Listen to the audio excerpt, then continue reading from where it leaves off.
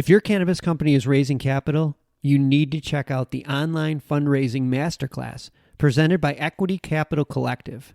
This 6-week course was created exclusively for cannabis companies by Sarah Batterby. Using her proprietary methodology, Sarah has helped founders raise over $50 million. The fundraising masterclass starts on February 17th, and you can register today at equitycapitalcollective.com to be part of the only online fundraising course that goes beyond pitching and actually provides a comprehensive and actionable process for raising money. Brands like Qualmrock, Fellows Bioscience, Real Cannabis, and the People's Dispensary and Left Coast Financial Services all relied on the techniques in this course to help them secure funding. As the founder and CEO of an Oregon cannabis company, Sarah experienced firsthand how prohibition has unfairly excluded cannabis companies from accessing capital. She is so passionate about helping to overcome this injustice that she's teaching 2 free preview training sessions to give entrepreneurs a chance to see if the course is right for them. Now more than ever, it's important for cannabis entrepreneurs to have a solid fundraising plan. Sign up for the online fundraising masterclass and the 2 free preview trainings at equitycapitalcollective.com and learn from someone with a rock-solid track record for helping cannabis founders get funded.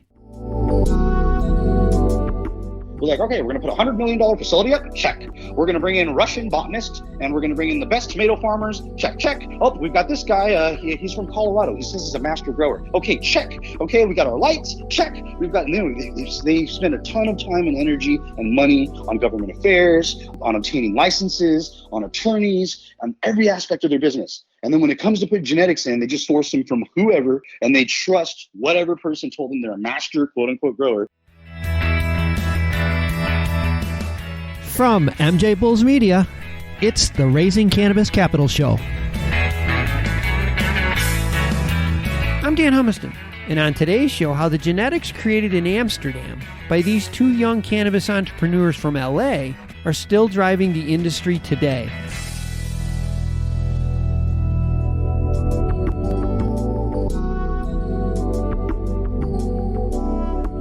Today on Raising Cannabis Capital, we are joined by Rezwan Khan from DNA Genetics. Rezwan, welcome to the show. Hey, Dan. How you doing? Doing great.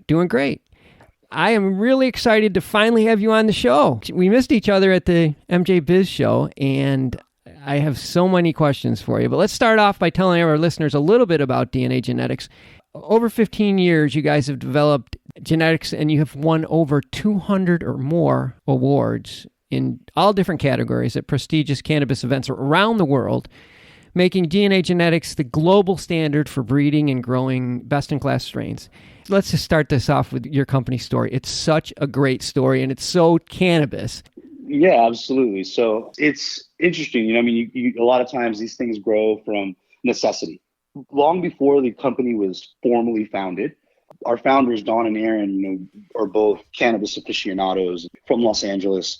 Something happened in the early 90s in LA where Kush really just was all the rage. When that OG Kush first hit, you could tell there was something very different about that, in many people's opinion, just better than what was currently being circulated. And this is even more true for Amsterdam.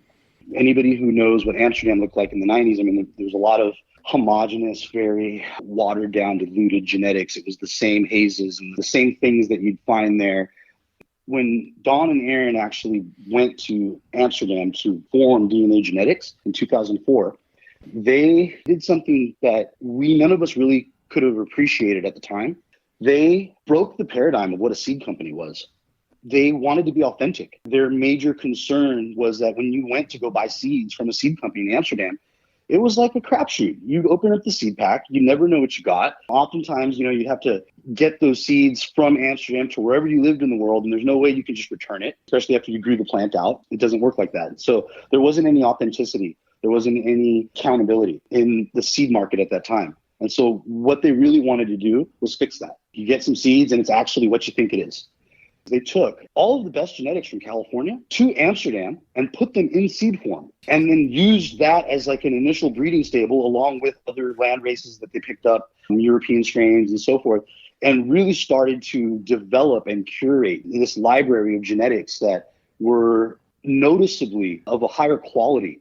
They were selecting for terpene profiles and more for aromatic and flavor than just yield, for example, right? Mm-hmm. And so what ended up happening is they, were very successful, in just putting their strains out to market, and people organically just wanted to grow it because they were better than what Sure. was available. And so one thing that ended up happening is where all of the world's cultivators started to time and time again choose DNA genetics to put in their rooms, you had this very real relationship with the growers from all around the world, referred to as the DNA army, that started to really grow DNA genetics. And this started to really build the brand and the company. And it created something that I don't think Don and Aaron or any of us really saw coming. As time kind of started to pass and the legalization in the United States started to take place, I had decided to go to law school. As soon as I get out of law school, Josh Hamlin, who's our CLO at DNA Genetics now, the two of us, we just jumped right in the saddle and we're like, all right, what are we going to do with this? Let's really take this to the next level. At that time, there was a young company. They weren't even called Canopy yet. They were called Tweed at the time. Yeah. And so Bruce Linton, he came to us and said, look, Canada's going to legalize. This is my vision for Canopy. This is what it looks like. Let's enter into this global partnership. Josh and I had kind of been working on putting together what would be a global licensing platform where we would be able to license our genetics to a licensed producer, to somebody who had the legal ability to cultivate whichever territory they're in, Mm-hmm. and in return pull a royalty. At the heart, really an IP company, if you think about it that way. Yeah. Again, at the time, we had an advantage. Other companies weren't able to file intellectual property protections at the USPTO because of the United States' position federally against cannabis. We were a Dutch company. We had the advantage of Benelux registration. Oh. And then as soon as we did the Canopy deal and Canada legalized, then we had the advantage of Canadian registration.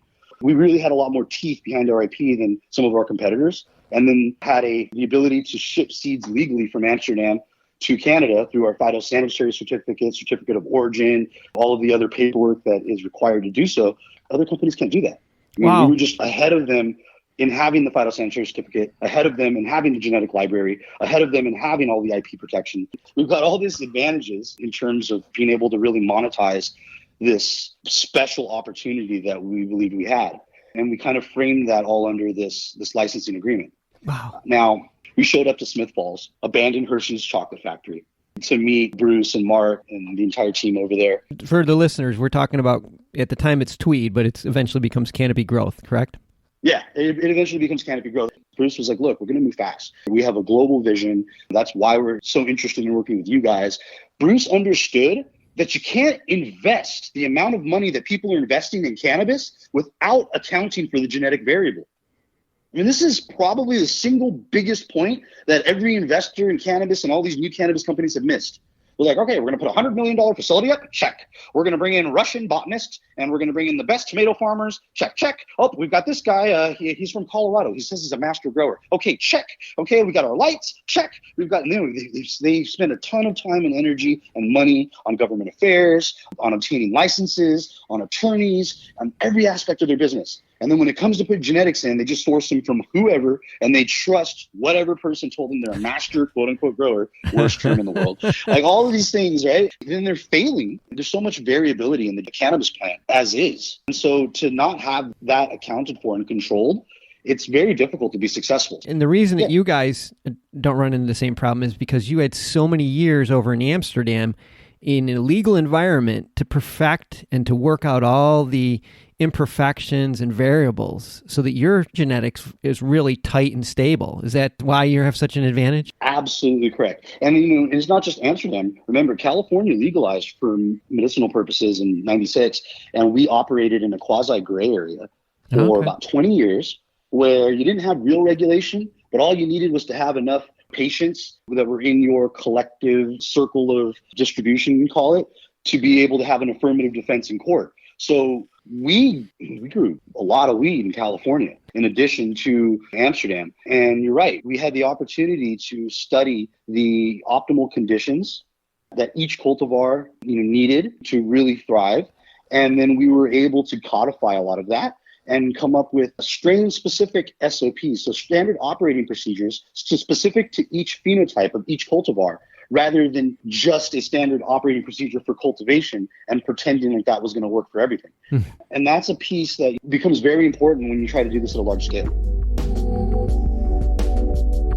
I want to take a short break to let you listen to a quick preview of our next episode. Taking a liking to this product idea of being able to celebrate with a joint in your cake. And through that network, I was invited to Snoop's compound in LA to have a birthday cake with 20 birthdays, and I got to carry it out and sing happy birthday to him, which was one of those once in a lifetime opportunities that you can't really fathom it until after it happens and you see a picture of you, you're like, wow, I just sang happy birthday to Snoop Dogg.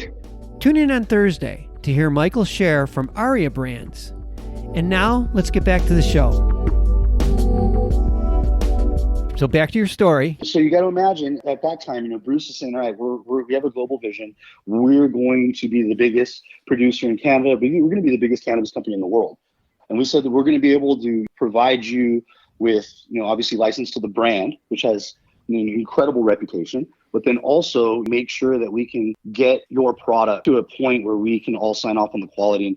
And you fast forward a little bit, and Canopy sets the standard in terms of market cap of what a cannabis company is, and we were the intel inside that helped get them there. Yeah. And so it was amazing to see the success that we had together, and then it became, okay, well, now let's replicate it. And a lot of people started paying attention as well. So as you can imagine, we started to entertain discussions about taking our company public and going out to getting our own boat out into the water and what that would look like. And because a lot of people were very fascinated by our business model. It's really strong in terms of the minimal amount that we need to put out to get the job done. Mm-hmm. It's an IP company. You got to really think of it like that. It's an incredible opportunity for everybody. And I think that's what kind of prompted the reformation of the company.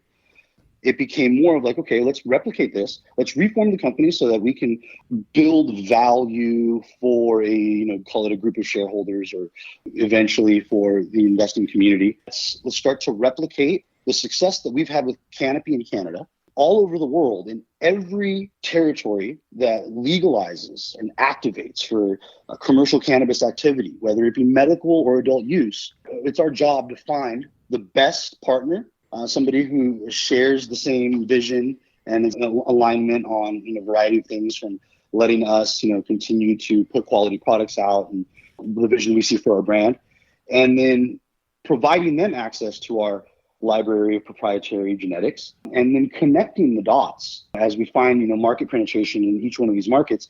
And so since the initial Canopy deal, we signed an extension for an additional 5 years with Canopy because it's just going so well for both of us. Mm-hmm. We also signed a deal with them for Jamaica, and then also for some a couple key European territories. Yeah. And then really started to hit the states hard. I mean, we got Nevada, Arizona, Oregon, Massachusetts. When I'm listening to this story, it so much reminds me of the software/hardware story where IBM and Compaq, all the computer companies are making, and then they say, well, we need some software. Let's just get some software in here. And Microsoft goes, oh, yeah, we'll build that for you. No big deal. It's exactly what it is. I mean, there isn't a better analogy. You guys are going to be Microsoft someday. They're going to be looking back and saying, oh, cultivation facilities, they can do it. We can build those anywhere, but we can only use these genetics. That is so cool. If we want to be successful, recently there was a scenario where we walked into a massive facility, massive greenhouse. Like we're talking about 10 acres in greenhouse of flowering canopy, and they were having incredible problems. And they were doing their best. They brought in what they thought were experts and thought that they had accounted for every variable. And as soon as we showed up, we were able to take them from production numbers where they were getting a little over a pound of light to 3 pounds of light, almost 4, and the quality of their greenhouse flower better than even the indoor flower. So all of a sudden we were able to flip their entire operation into an incredibly attractive model.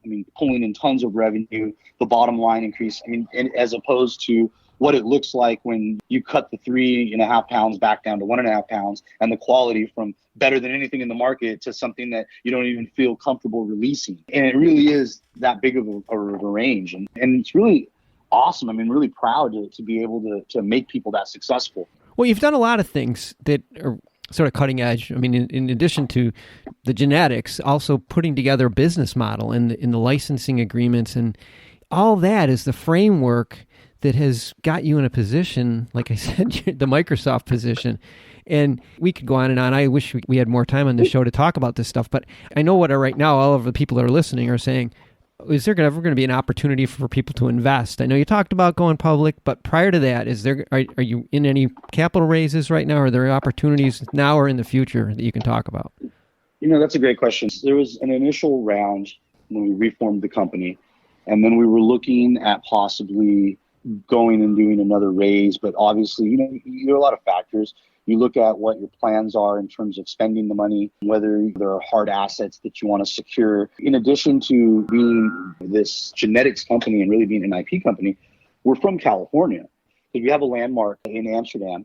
Do we want to drop another brick and mortar in LA? So a lot of the question of, is there going to be another raise or another opportunity to invest really would depend on how fast we want to grow and in what direction. The other thing, too, is the markets as of late have been just absolutely volatile and just horrible. There's a major consideration. Do you want to jump into the storm? Do you make a decision to jump in? And as a fiduciary, then I think that would be kind of irresponsible to say, hey, these market conditions are horrid. Let's get out there. Yeah. There isn't a rush, I guess you could say. We've got a strong company, a strong team, a strong model, and are healthy all around. So I don't think that there's really a need for us to go grab capital, unless we actually need it. If you're profitable right now, why give it up? Why give up any equity? Right. Yeah. Well, when you do, you got to come back on the show, because that's going to be a time where everybody is going to be waiting for that opportunity. Oh, absolutely. Things move so quickly that I firmly believe that there will be opportunities, and I'm really excited about getting to that point. Again, it's one of those things everybody has to watch closely, because the window's open and close. Most people that are doing something that's valuable, they're oversubscribed before they even tell anybody really that they're opening the round. Yep. That's the difference, because when you're not exciting and people don't really like or buy into what you're doing, it becomes really difficult, especially if you're doing the same thing everybody else is doing and they're all losing money. Well, those guys can't raise money, to save their lives. Look, the announcement a couple of weeks ago of Bruce coming in as an investor to DNA, that alone, as you can well imagine, drummed up quite a bit of interest from prospective investors, from just people that are watching in the cannabis industry. When he jumped out on a series of talk shows with that T-shirt that had the 5 companies on it, and that was prior to the deal, us even announcing the deal. It was one of those things where it's like, boom, it lit a fire. I'm really grateful to be one of those few companies that everyone's still talking about and interested in. Now it's just, really important to make the best decision moving forward for everybody. And I think we're in a good place, and we're going to do that. When you do, we'll definitely have you on. Everyone, all of our listeners, this could be viewed more as a teaser episode, because there isn't an opportunity today. But I have a feeling one will be down the road. And if you want any information, we have all of DNA genetics information in the show notes, and we'll also have it on the MJBulls website. So, Rezwan, thanks for being on the show today. This has been really informative. Thanks, man. Anytime. Exciting stuff. Wow. Keep it up. Thank you. We'll talk soon. Today's show was made possible by the generous support of our sponsors, like Alt36, the country's premier blockchain payment processing platform that's providing dispensaries and its customers with a safe and secure payment option other than cash. To learn more, go to alt36.com. Today's podcast was produced by MJBulls Media, the industry's premier cannabis podcast network, with original music produced in part by Jamie Humiston. I'm Dan Humiston, and you've been listening to the Raising Cannabis Capital podcast.